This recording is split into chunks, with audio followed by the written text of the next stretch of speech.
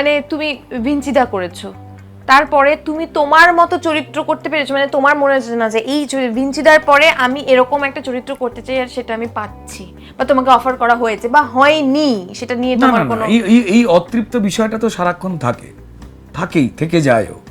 মানে আমি কি নিজে ভাবতে পেরেছিলাম যে বনি কাপুর প্রোডাকশন থেকে অজয় দেবগন যেখানে মূল চরিত্র, সেখানে ময়দানের মতো এত বড় একটা সিনেমাতে সারা ভারতবর্ষ জুড়ে খুঁজে খাঁজে তারা পশ্চিমবঙ্গ থেকে রুদ্রনীল ঘোষকে নিয়ে যাবে একজন বাংলা ফিল্ম ইন্ডাস্ট্রির অ্যাক্টর। এটা তো আমার সাকসেস নয়, এটা বাংলা ফিল্ম ইন্ডাস্ট্রির সাকসেস।